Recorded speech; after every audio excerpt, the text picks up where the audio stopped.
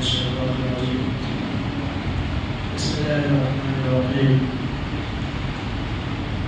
إنك لا تهدي من أحببت ولكن الله يهدي من يشاء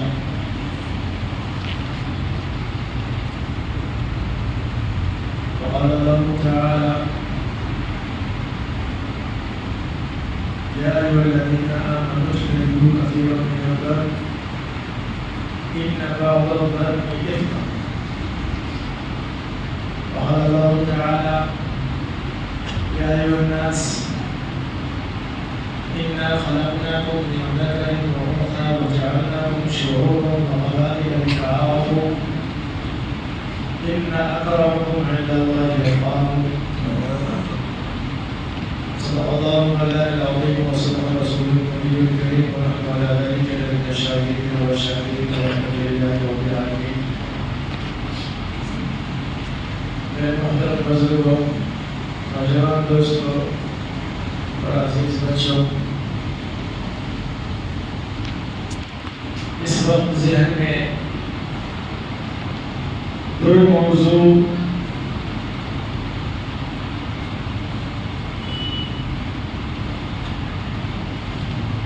گردش کر رہا ہے. میں کشمکش میں تھا کہ کس موضوع پر بات کروں. بالآخر شرح صدر ہوا کہ جو ہمارا موضوع چل رہا تھا اس کو اس جمعہ بھی روک دیا جائے اور بیچ میں جو انسان کے دماغ میں نفس اور شیطان اکثر خیال ڈالتا رہتا ہے اور اس کی نیکیوں کو دیمک کی طرح چاٹتا رہتا ہے، اس موضوع پر بات کیا جائے. اور وہ موضوع کیا ہے؟ بدگمانی، جاسوسی اور خاندان پر فخر. یہ تین باتیں ہیں اور یہ تینوں باتیں ایسی ہیں جو عام انسان کے علاوہ، عام انسان تو دور کی بات، جو دیندار طبقہ ہوتا ہے نا، اس کے اندر یہ چیزیں سب سے زیادہ پائی جاتی ہیں. جو خود کو دیندار بتاتے ہیں، دین پر چلنے والے بتاتے ہیں، دین کا کام کرنے والے بتاتے ہیں کہ ہم ایسے ہیں ویسے ہیں، ہم یہ کرتے ہیں ہم وہ کرتے ہیں. اور ان کے بعد وہ طبقہ جو جمعہ 8 دن ہوا نماز شروع کیے ہوئے، ساری زندگی، ساری جوانی دلی، بمبئی، کلکتہ، سعودی، قطر، دبئی میں گزارا، کبھی نماز کا منہ تک نہ دیکھا. آج بڑھاپے میں گھر جب پکڑ لیے تو نماز شروع کی اور ماشاءاللہ پوری پابندی سے نماز شروع کی ہے کہ فجر کی اذان سنتے ہی مسجد میں حاضر ہو جاتے ہیں. میں عام بات کر رہا ہوں. اور 7 دن نماز پڑھے ہوتا ہے، 8ویں دن فتویٰ لگا دیتے ہیں کہ امام صاحب غلط ہے، 9ویں دن فتویٰ لگا دیتے ہیں کہ مسجد کی کمیٹی غلط ہے، اور 10ویں دن فتویٰ لگاتے ہیں کہ پورا محلہ ہی خراب ہے. وہ خود کو سب سے اعلیٰ اور بالا اور برتر سمجھنے لگتے ہیں. ساری زندگی گزاری عیاشی میں. جمعہ 8 دن نماز شروع ہوا اور 3 دن میں 3 فتویٰ لگا کر کے خود کو اعلیٰ اور غلط والا بنا لیا. تو جو نیک لوگ ہیں ان کی نیکی کو، ان کو شیطان اس بات کی دعوت نہیں دے گا کہ چلو شراب پیتے ہیں. شیطان کو پتا ہے کہ یہ شراب میرے کتنا بھی کہنے پر یہ شراب نہیں پیے گا. شیطان نمازی آدمی کو فلم ہال میں جانے کی دعوت نہیں دے گا. شیطان کے پاس حلوے ہیں نا لوگوں کو بہکانے کے، ایمان کو چھیننے کا. اتنا شیطان نے انسانی ادب کو بھی غم کا اعلان ہے. اللہ ایک دشمن تو وہ ہوتا ہے جو چھپا ہوا ہوتا ہے، پتہ چلتا رہتا ہے فلانا آدمی میری برائی کر رہا ہے، لوگ آگے کہتے ہیں صاحب فلانے آدمی آپ کے بارے میں ایسی ایسی باتیں کر رہے تھے، یہ تو چھپا ہوا دشمن ہے نا، یہ شیطان کھلا ہوا دشمن ہے۔ کیسا دشمن کھلا ہوا؟ اللہ خود اعلان کر کے بتا رہے ہیں، اور تخصیص بھی نہیں فرمائی، یہ نہیں کہا عالموں سے کہ تمہارا دشمن ہے کھلا ہوا، حافظوں سے کہا تمہارا دشمن ہے، قاریوں سے کہا تمہارا دشمن ہے، نمازیوں سے کہا تمہارا دشمن، تخصیص نہیں فرمائی، بلکہ کلی طور پر اللہ نے یہ فرمایا کہ ان شیطان للانسان کا لفظ ہے، انسان، یہ انسان میں عالم، فقیر، جاہل، نمازی، بے نمازی، شرابی، جواری، زانی، حتیٰ کہ کافر اور مشرکین بھی اس میں شامل ہیں۔ سب سے اللہ یہ کہہ رہے ہیں یہ انسان، یہ شیطان تمہارا کھلا ہوا دشمن ہے۔ تو شیطان جب دشمن ہے تو دشمن کو تو بہت علم ہے نا کہ کس کو کیسے بہکانا ہے، کس کو کیسے بڑھانا ہے، پتہ ہے نا۔ اور وہ بھی شیطان جو فرشتوں کا مولوی رہا ہو پھر اس کے پاس کتنا علم ہوگا۔ تو اب یہاں پہ یہ ہے کہ شیطان ہر کسی کو ایک ہی حلبے سے نہیں بہکاتا، الگ الگ طریقہ ہے۔ نمازی کو کبھی دعوت نہیں دے گا شراب پینے کی، فلم ہال میں جانے کی، زنا کرنے کی، دعوت نہیں دے گا۔ وہ اس کو کس گناہ میں ملوث کرے گا؟ بدگمانی کے گناہ میں، اس کے دل کے اندر میں لوگوں کے متعلق بدگمانی پیدا کرنا شروع کرے گا، اور یہ کہ دیکھ تو کتنا اچھا ہے، تو کتنا اچھا ہے، وہ فلانا کتنا خراب ہے، نمازی نہیں پڑھتا ہے، داڑھی نہیں رکھتا، ٹوپی نہیں پہنتا، مسلمان دکھتا ہی نہیں ہے، تو کتنا اچھا ہے، ماشاءاللہ داڑھی بھی رکھی ہوا ہے، ٹوپی بھی پہنے ہوا ہے، اوپر جوبہ سب کچھ لگائے ہوا ہے، تو کتنا اچھا ہے، یہ بدگمانی ڈالے گا۔ فلانا کیا بات کرے گا، نماز پڑھتا ہے، اس کی بیوی اچھی نہیں ہے، بدمعاش ہے، اس کی ماں اچھی نہیں ہے، پورے محلے کو تباہ کر کے رکھی ہوئی ہے، اس کا بیٹا اچھا نہیں ہے، یہ بدگمانیاں دل کے اندر میں ڈالے گا۔ آگے اگر اس بدگمانی سے نہیں بچ گئے پھر کیا ہوگا؟ پھر یہاں پہ ایک چیز ڈالے گا، تجسس۔ اکثر نمازیوں کو بھی آپ دیکھیں گے ایک دوسرے کے پیچھے جاسوسی کرنے میں لگے ہوئے ہوتے ہیں۔ اس وقت تو خیر ساری دنیا ہی جاسوس بنی پڑی ہے، دوسرے کی جاسوسی میں لگا دیں گے، فلانا کیا کر رہا ہے، کب کہاں جا رہا ہے، کب کیا کھا رہا ہے، کیا بول رہا ہے، کس سے مل رہا ہے، کر کیا رہا ہے، اس تجسس میں لگائے گا۔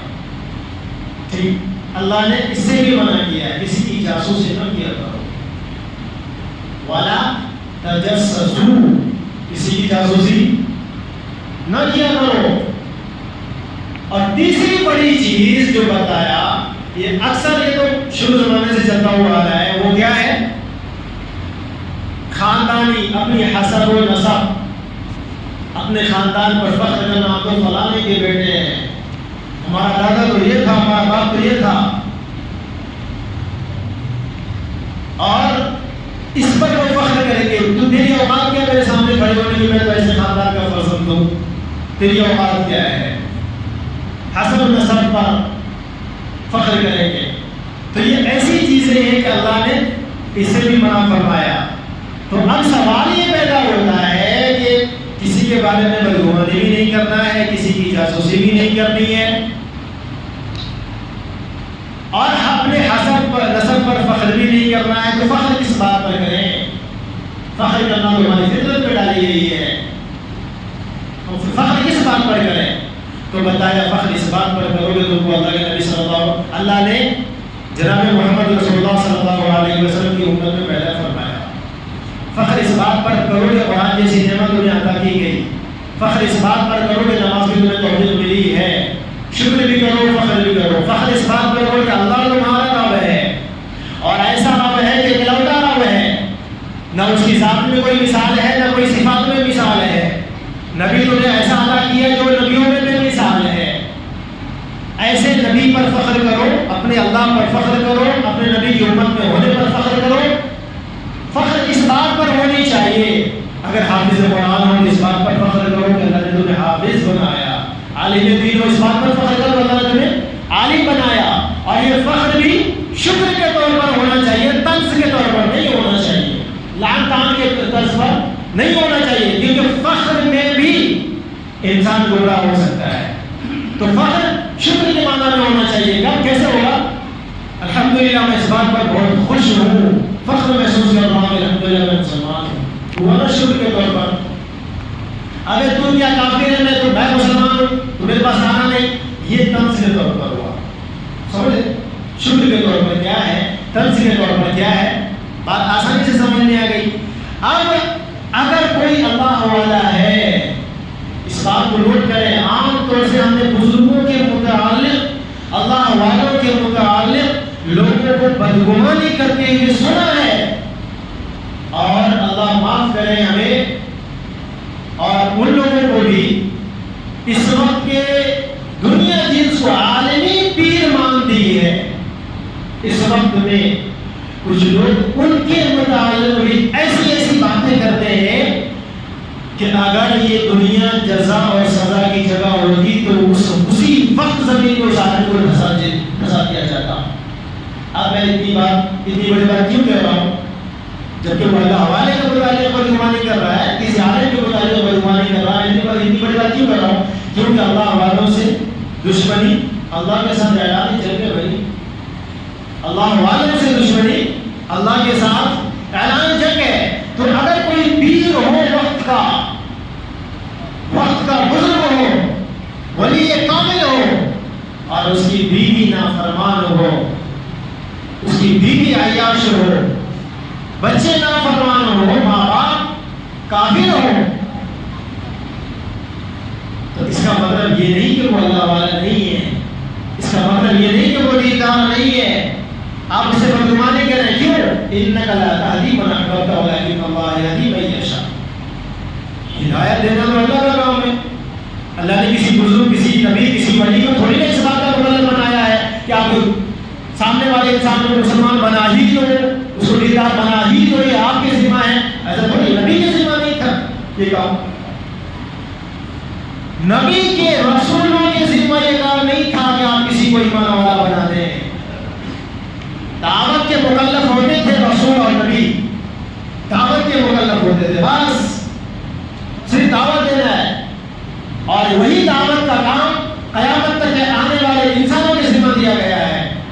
تو جب نبی کے ذمہ نہیں تھا کسی کو ولی بنا، ایمان والا بنا دینا، مسلمان بنا دینا، ولی کامل بنا دینا، ہدایت والا بنا دینا، جب نبی کے ذمہ نہیں تھا تو ولی کے ذمہ سے ہو سکتا ہے۔ اس بات سے صاف پتہ چلا